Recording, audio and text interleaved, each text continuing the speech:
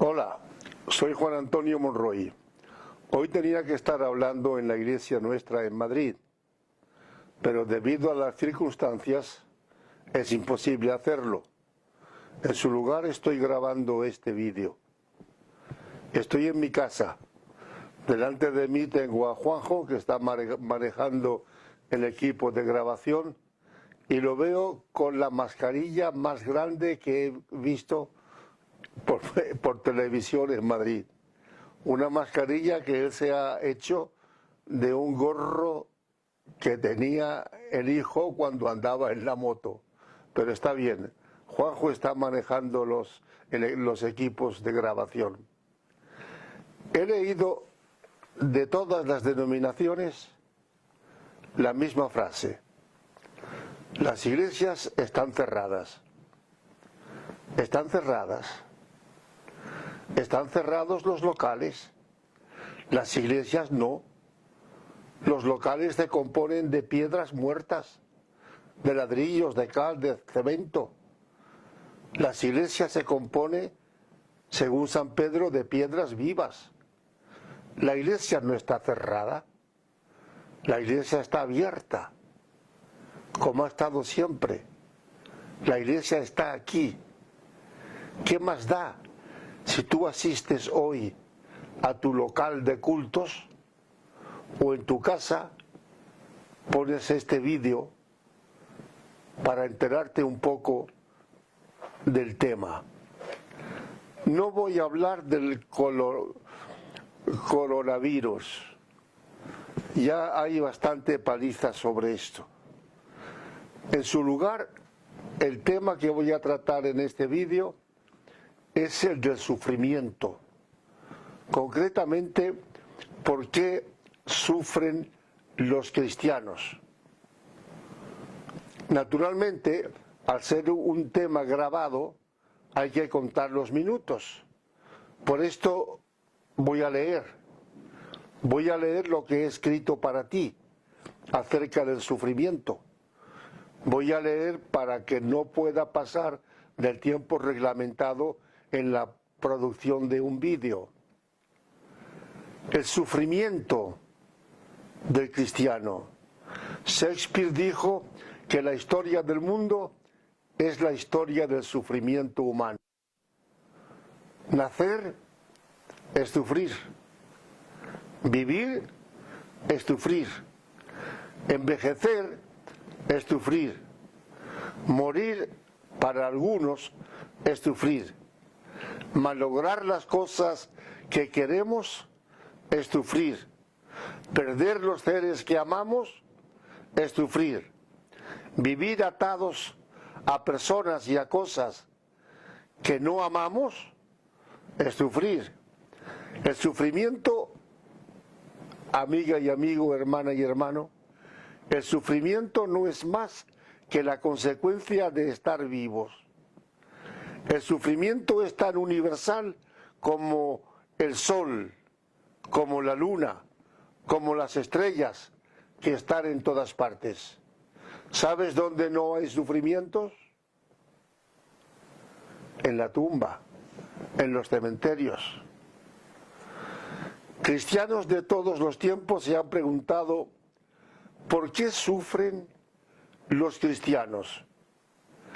Esta pregunta es tan antigua como la humanidad misma.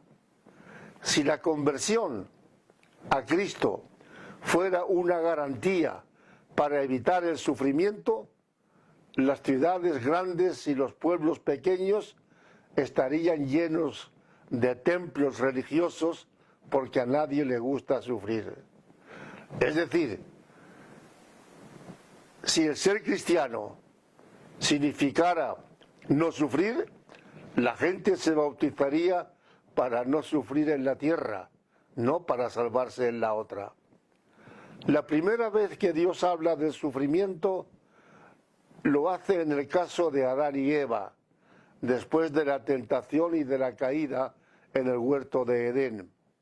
A la mujer le habla del sufrimiento físico, el sufrimiento de la maternidad, el sufrimiento de la vida conyugal y familiar. Al hombre le habla del sufrimiento en la tierra, del sufrimiento del trabajo, del sufrimiento de la vida, hasta que vuelva de nuevo al polvo de la tierra de donde era y llegue al futuro eterno con Dios. Hay que tener en cuenta, y esto es importante, que Adán y Eva no eran ateos. Creían en Dios, aunque fueran creyentes desobedientes. No hay un solo lugar en la Biblia donde se diga que un cristiano no puede o no debe sufrir. Te pongo el ejemplo de David.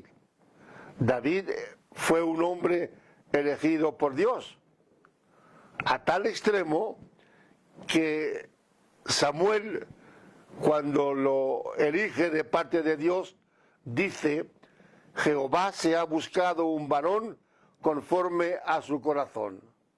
Y desde aquel mismo instante en que fue ungido, la Biblia añade: el Espíritu de Jehová vino sobre David.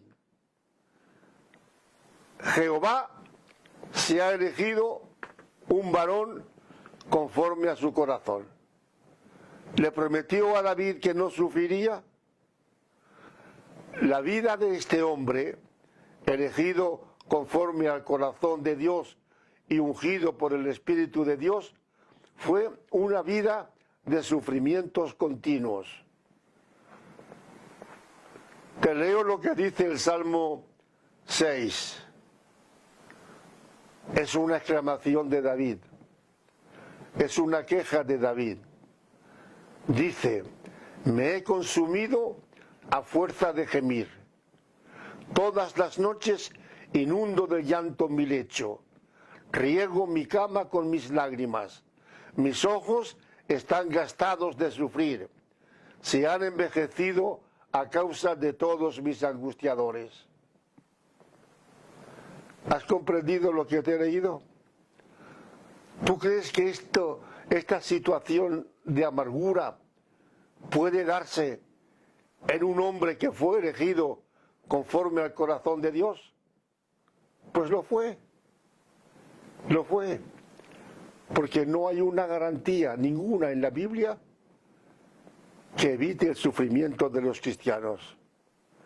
Y las figuras que emplea David son muy fuertes, revelan su amargura, la amargura del corazón en aquellos instantes. Estaba consumido a fuerza de gemir. Por las noches lloraba tanto que inundaba el lecho de lágrimas. Tenía los ojos gastados de tanto sufrir. Sus enemigos se angustiaban tanto que el sufrimiento había envejecido hasta la mirada. ¿Puedes imaginarte que este hombre fuera un elegido de Dios, un ungido de Dios? Pues lo era. Si tú te has preguntado alguna vez por qué, siendo cristiano, creyente, he de sufrir, tómate el ejemplo de David. David fue uno de los grandes sufridores en la Biblia. Pero ¿y el otro? ¿Sabes a quién me refiero? A Job. Siempre que se habla del sufrimiento de los cristianos, se pone como ejemplo a Job. Todo su libro gira en torno a una pregunta: ¿por qué sufren los justos? Si existe un Dios amoroso, ¿por qué han de sufrir los que creen en Él? Si existe un Dios todopoderoso, ¿por qué no evita el sufrimiento de sus hijos? Si existe un Dios sabio, ¿por qué no previene y anula todas las causas que conducen al sufrimiento de los cristianos? Algunos autores de la Biblia han preguntado si el libro de Job es la historia real de un hombre o una mera parábola sobre el dolor humano. Pero yo creo honestamente, después de haber leído en más de una ocasión el libro de Job, yo creo que Job se trataba de un personaje real. ¿Sabes en qué me baso? En el versículo 1 del libro. Hubo en tierra de Uz un varón llamado Job. El nombre no se encuentra en ningún otro lugar de la Biblia. El hecho de indicar de dónde procedía Job ya muestra que se trataba de una persona real, una persona de carne y hueso, no un personaje mitológico. Para mí, el primer versículo del libro explica todo el problema del sufrimiento humano. Hubo en tierra de Uz un varón, es decir, un hombre. Donde haya un hombre y una mujer está el dolor. Donde haya una pareja humana está el sufrimiento, porque el sufrimiento es la ley de hierro de la humanidad. Igual sufre un no cristiano, un ateo, que un cristiano. Job era un hombre, pero no era un hombre ateo, era un hombre creyente. Y él lo dice. Además de decirlo él, también se confirma en otros lugares de la Biblia. Era este hombre perfecto y recto, temeroso de Dios y apartado del mal. Job era un hombre íntegro, cumplía la ley de Dios, era incapaz de hacer el mal. El temor de Dios era la fuerza de su vida. Y el último versículo, que parece una contradicción, no lo es. Dice así la Biblia: Job era un hombre de corazón recto, de manos limpias, de oración pura, y sin embargo, este hombre de corazón recto, de oración pura, de manos limpias, este hombre sufre hasta el punto de desear la muerte. Si te has preguntado alguna vez ¿por qué sufren los cristianos? Aplícate el ejemplo de David y el ejemplo de Job. Por otro lado, el sufrimiento humano es una constante en todos los tiempos y en todos los pueblos con más o menos intensidad. Negar el sufrimiento supondría negar la misma vida. El filósofo ruso Nicolás Berdyaev dice que el sufrimiento es el principal obstáculo para la fe en Dios y el argumento más importante en favor del ateísmo. Porque los ateos se han preguntado muchas veces por qué una persona que cree en Él tiene que sufrir. Simplemente porque el sufrimiento, como he dicho antes, es una consecuencia de estar vivos. Dios no promete en ningún lugar de la Biblia, promete Dios que el cristiano se va a librar del sufrimiento. Dice Génesis que el primer hombre fue hecho de la tierra y el segundo del cielo. Y añade, cual el celestial, tales también los celestiales. Y así como hemos traído la imagen del terrenal, traemos también la imagen del celestial. ¿Cuál es la imagen del terrenal? La tierra, la carne, el sufrimiento. ¿Cuál es la imagen del celestial? El consuelo a ese sufrimiento. Mediante la conversión, la persona entra a participar de la condición gloriosa del hombre celestial. Pero esta condición se vivirá en su plenitud cuando después de la muerte hayamos llegado a las moradas eternas. Aquí en la tierra, hermana y hermano, no te aflijas. No te aflijas por tu dolor. Aquí en la tierra todos somos terrenos, porque somos hijos de Adán. Todos, creyentes y ateos, nos desenvolvemos con la imagen del terrenal. Y el terrenal, Adán, proyecta en nosotros la imagen del dolor, del trabajo, de la lucha, del sufrimiento, de la muerte. Los sufrimientos físicos y morales, a menudo que atribuimos a Dios, son presentados por el ateísmo como una causa para negar su bondad, su amor y su omnipotencia. Pero pregunto, ¿por qué ver en Dios y no en el ser humano el origen del sufrimiento físico y moral? El pecado de Adán fue como una infección general que afectó a toda la humanidad y es la clave del desorden y el sufrimiento.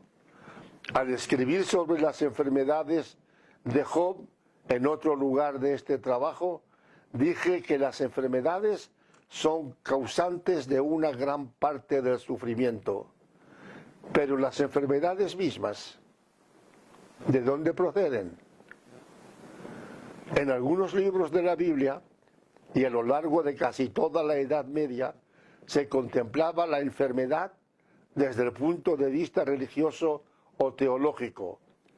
En este sentido se consideraba la enfermedad como un castigo de Dios, un castigo al que se culpaba directamente al responsable último, que era Dios. Y aún ahora, con esta epidemia del coronavirus, también hay lugares donde se está diciendo que esta epidemia es un castigo de Dios. Mentira, mentira. Dios no tiene por qué castigar con enfermedades. Dios castiga el pecado, no castiga la enfermedad. ¿Por qué hemos de implicar a Dios en nuestras enfermedades? ¿Por qué cuando estamos enfermos preguntamos a Dios, ¿por qué me mandas esta enfermedad? Dios no te la ha mandado. Tú la has originado, o al menos la has permitido. Las enfermedades que nos afectan son unas veces consecuencias del desvarío moral en el que vivimos, y otras veces, las más, obedecen a causas naturales. Simplemente estamos vivos, somos parte de una humanidad viva, y esa humanidad nunca se ha librado ni se librará del sufrimiento hasta que llegue el camino a la eternidad. Lo que es nacido de la carne, dijo San Juan, lo que es nacido de la carne, carne es. La alteración de la salud que experimenta el enfermo y que a veces le lleva a la muerte, obedece simplemente a que somos eso, somos carne, somos persona, somos naturaleza humana. Los ángeles no sufren, pero nosotros no estamos hechos de trozos de alas de ángeles. Estamos hechos de carne, de sangre, de huesos. Somos seres físicos, carnales. Y la idea de que Dios interviene en las enfermedades de los hombres lleva a algunas confesiones evangélicas a pedir con insistencia la curación de los enfermos. No creas que desvarío, no. Sé lo que estoy diciendo. Sé que Dios pide en la Biblia que oremos por los enfermos, y hemos de hacerlo. Pero ¿cómo orar? ¿Como se hace en algunos círculos evangélicos? ¿Exigiendo a Dios que cure? Señor, cura, cúrame. Señor, sana a mi hermano. Señor, sana a mi hijo. ¿Es lógico exigir a Dios que cure a un enfermo? Dice la Biblia, y lo repito, que oremos por los enfermos. ¿Pero cómo? Aquí viene la oración más hermosa de Cristo que tenemos en el Nuevo Testamento. No es la de Juan 17 sobre la unidad.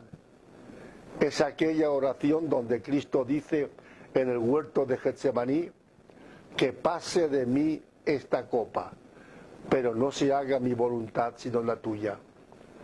Cuando dice la Biblia que oremos por los enfermos, hemos de orar de esta manera: si es posible, Señor, que pase de mí esta enfermedad, pero si no es posible, que no se haga mi voluntad sino que se haga la tuya. Desde Adán en el Génesis hasta Juan en el Apocalipsis, todos los grandes hombres de Dios padecieron enfermedades, vivieron enfermos, y a pocos de ellos curó Dios, si es que curó a algunos, no lo sé. ¿No sufrió Abraham? ¿No sufrió Isaac? ¿No sufrió Jacob? ¿No sufrió José? ¿No sufrió Moisés? ¿No sufrió David? ¿No sufrió Job? ¿No sufrieron los profetas? ¿No sufrió Pablo, que se quedó solo después de tantos años de ministerio? ¿No sufrió Timoteo? ¿No han sufrido a través de los siglos legiones de personas cristianas, realmente cristianas, a causa de sus enfermedades? Y Dios no evitó esas enfermedades, no evitó el sufrimiento. ¿Por qué? ¿Qué sé yo? Posiblemente porque tal vez se sirvió de ellos para purificarnos y hacernos mejores. ¿Sabes quién fue en la Biblia la persona más sufrida? El sufrimiento por excelencia. Si tú lees la Biblia, lo sabes. El sufridor por excelencia fue Cristo. Pablo dice que Dios no escatimó a su propio Hijo, sino que lo entregó por todos nosotros. ¿Y dónde lo entregó? Pues lo entregó a un mundo humano. Lo entregó entre seres que estaban destinados al sufrimiento. Cuando el Padre se despoja del Hijo, sabía que lo enviaba a un lugar donde el Hijo iba a sufrir. ¿No sufrió? ¿Y de qué manera? Léete los Evangelios. El anuncio temprano de los sufrimientos de Cristo aparece en el Evangelio de Lucas, cuando el profeta Simeón anuncia a María que una espada traspasaría su alma. Era una forma de hablar del sufrimiento, porque el alma no puede ser atravesada por una espada. Cristo fue el más grande de los sufridores, pero nosotros tenemos también las promesas de Cristo. El problema del sufrimiento que angustió y angustia a tantas personas en nuestros días tiene una solución en el Nuevo Testamento. La tiene, búscala. El que busca halla, dijo el Señor. Los lamentos de Job, de David, de Jeremías, del Eclesiastés, todos estos lamentos pierden un sentido trágico en la nueva enseñanza, en Cristo. Cristo dijo: bienaventurados los que sufren y son perseguidos, y los invita a sobreponerse con alegría a los sufrimientos. Y añade, escúchame bien, bienaventurados sois cuando por mi causa os vituperan y os persigan y digan toda clase de mal contra vosotros mintiendo. Gozaos y alegraos. Este es mi mensaje en este vídeo que me está grabando Juanjo. Gozaos y alegraos, porque vuestro galardón es grande en los cielos, porque así persiguieron a los profetas que fueron antes de vosotros y así sufrieron. Y la experiencia de Pablo, te la leo. Pablo dice en Romanos: tengo por cierto Qué versículo tan alentador para nosotros. Tengo por cierto que las aflicciones del tiempo presente no son comparables con la gloria venidera que en nosotros ha de manifestarse. ¿Cuánto tiempo llevas sufriendo? ¿Días? ¿Semanas? ¿Meses? ¿Años? Pues la Biblia te dice que esos sufrimientos tuyos de ahora no son comparables con la gloria venidera que te espera en la eternidad. Y el apóstol Santiago envía este mensaje de alegría a todos los que sufren. Hermanos míos, tened por sumo gozo cuando os halléis en diversas pruebas, sabiendo que la prueba de vuestra fe produce paciencia. El sufrimiento nos hace zozobrar el alma, pero el sufrimiento nos acerca también a Dios. Aquí tengo unos versos de un gran hombre de Dios, pastor evangélico aquí en Madrid, unos versos de Carlos Araujo, un hombre que sufrió también mucho en aquellos años. Dice estos versos con los que concluyo: mientras más se prolonga el sufrimiento, más veo en Dios su amorosa mano. Más cerca estoy de Él, más puro me siento, el amor que me aparta de lo vano y a Dios que me eleva en amoroso aliento. Espero que este vídeo te ayude un poco a entender por qué sufren los cristianos. Gracias y pronto nos veremos.